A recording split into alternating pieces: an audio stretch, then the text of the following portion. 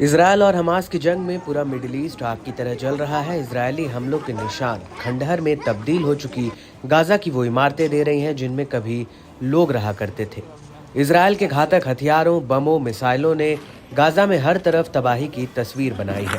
अस्पताल जमींदोज हो गए हैं, खाने पीने की समस्या, सर पर छत नहीं, इसके साथ ही कड़ाके की ठंड से गाजा में मासूम बच्चे भी नहीं बच पा रहे।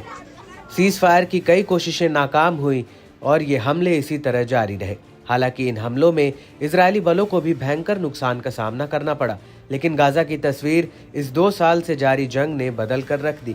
इसी कड़ी में एक बार फिर पोप ने गाजा में किए गए इजरायली नरसंहार की आलोचना की है। पोप फ्रांसिस ने गाजा के मानवीय संकट को बहुत गंभीर और शर्मनाक बताया।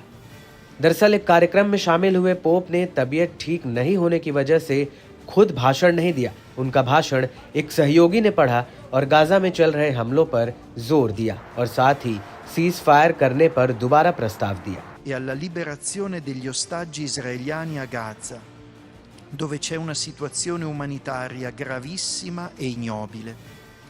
E chiedo che la popolazione palestinese riceva tutti gli aiuti necessari.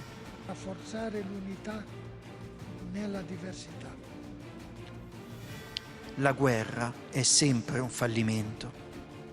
Il coinvolgimento dei civili, soprattutto bambini, e la distruzione delle infrastrutture non sono solo una disfatta, ma equivalgono a lasciare che tra i due contendenti l'unico a vincere sia il male. Non possiamo minimamente accettare che si bombardi la popolazione civile o si attacchino infrastrutture necessarie alla sua sopravvivenza. Non possiamo accettare di vedere bambini morire di freddo perché sono stati distrutti ospedali o è stata colpita la rete energetica di un paese.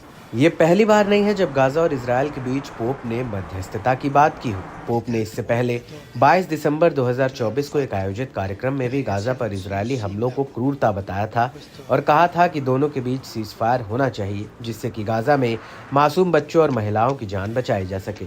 Pope ने कहा था कि Gaza में बच्चों पर बमबारी की गई। ये युद्ध नहीं है, ये क्रूरता है। मैं ये इसलिए कह रहा हूँ क्योंकि ये दिल को छू जाता है। गाजा पर इजराइल का हमला रुकने का नाम नहीं ले रहा है। इजराइल गाजा जंग की शुरुआत हमास पर इजराइल के हमले के बाद शुरू हुई। साल 2023 से 7 अक्टूबर को हमास ने इजराइल पर हमला कर दिया था। इस हमले में 1200 लोग मारे गए थे। 250 लोगों को हमास ने बंधक बना लिया था। इसके बाद इजराइल ने भी पलटवार शुरू कर दिया और हमास को खत्म करने का प्रण ले लिया। गाजा में हुए हमलों में अब तक 45,000 से ज्यादा लोगों की मौत हो चुकी है, जबकि हजारों की संख्या में लोग घायल हुए हैं। दोनों के बीच जारी जंग कब खत्म होगी, इसके बारे में कुछ कहा नहीं जा सकता है।